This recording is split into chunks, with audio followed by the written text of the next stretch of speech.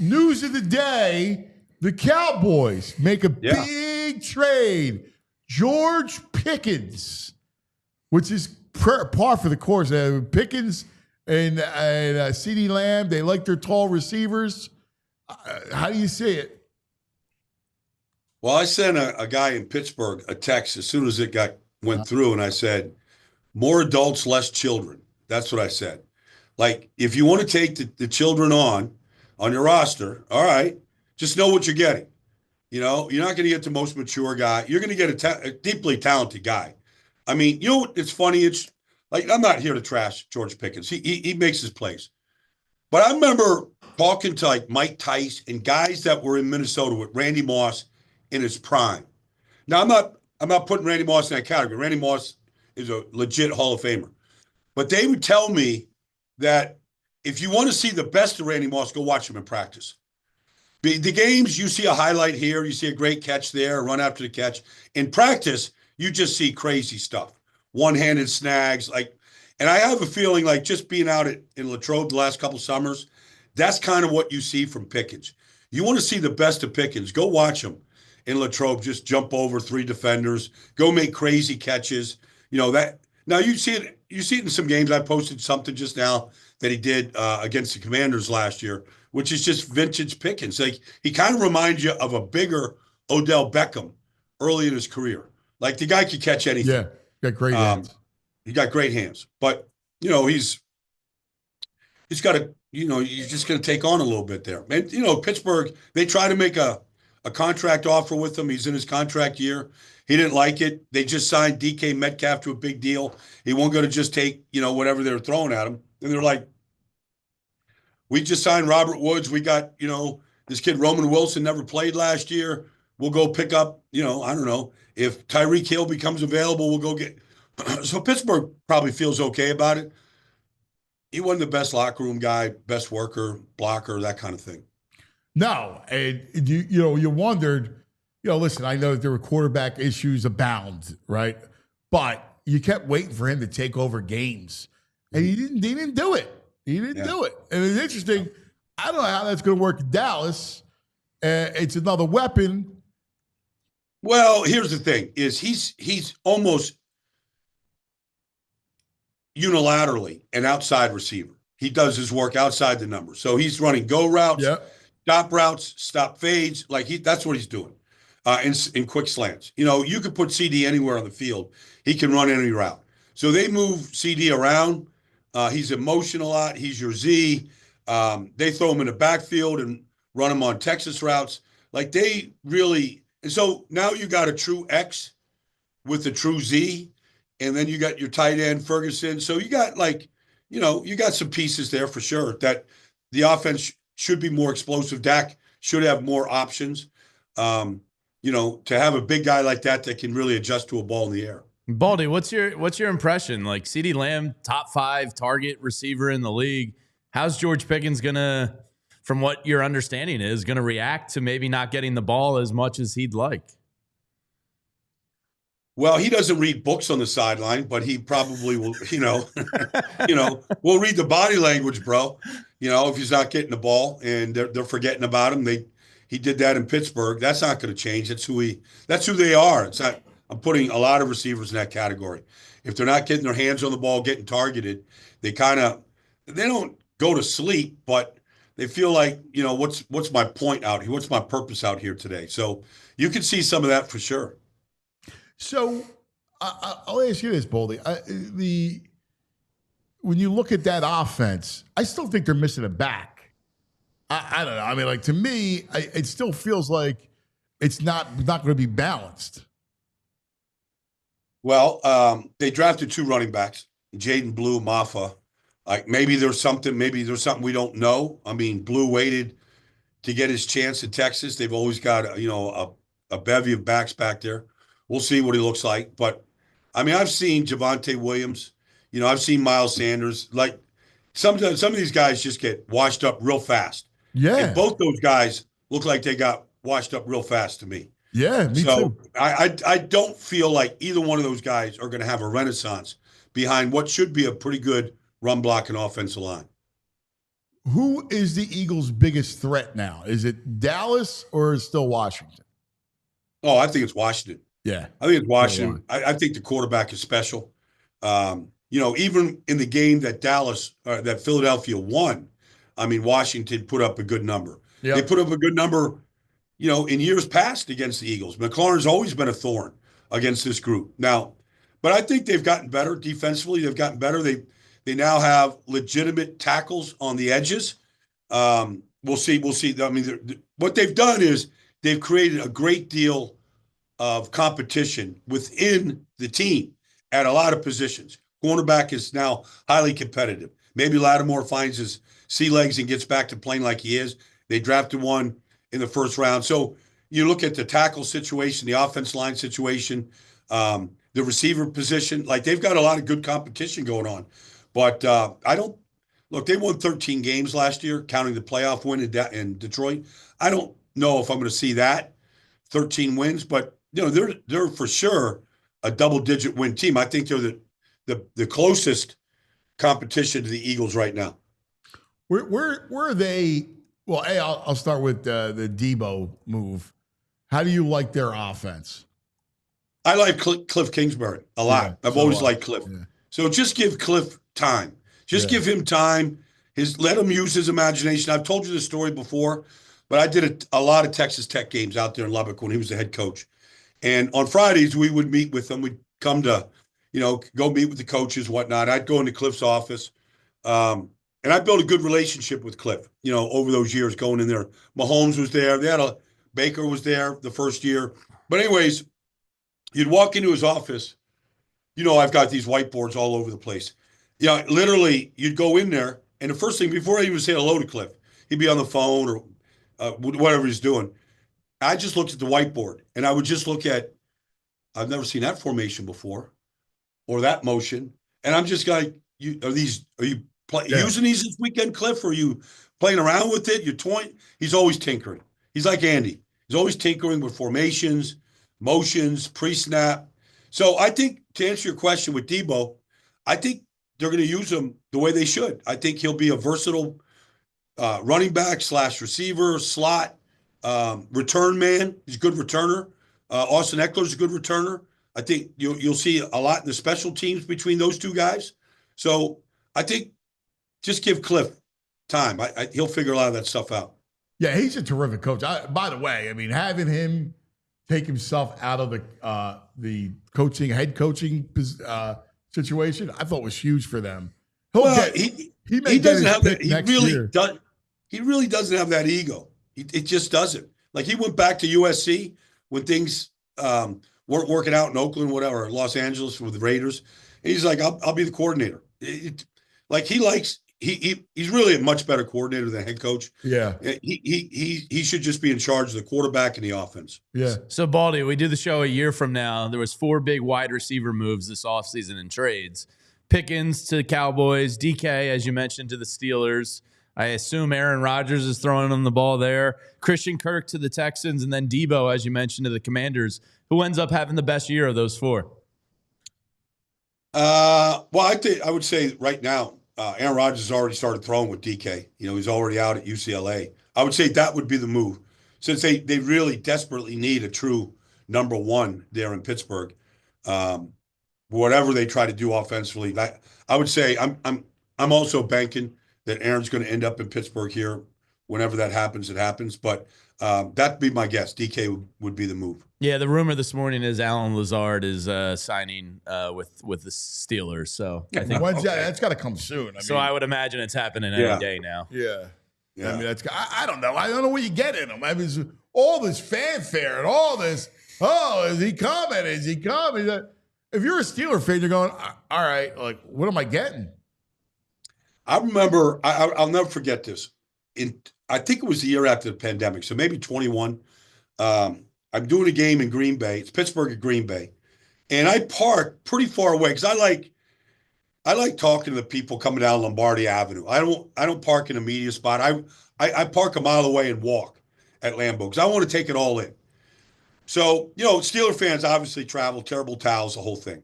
So Ben's at the end of his career, and everybody knows it. He can't wait to get the ball out of his hands. So Steeler fans are like basically telling Green Bay, we're going to steal your quarterback and go win another championship. They were saying this in 2021. So who knows? Maybe that still has a chance to happen. But, Aaron was on top of his game then. I think he was the MVP of the league, whatever, that year. So, maybe that will come to fruition here. Yeah, I don't know. I mean, I hear you. All right. Now that we're past draft, free agency, all right, and on Friday we're going to go over some win totals for the teams. But okay. I want you to get Baldy's NFC power rankings. Like, do I look at some of the teams that you look at right now? Where are they at? Like, put them in some sort of context. Well, the Eagles are one. Right. They're the champion too. They get dethroned. And plus, I think they're a really solid team and well built. So, Eagles are one. I would say, I still think Detroit is going to be good. I think I'd say the Rams are number 2, even though they only won 10 games.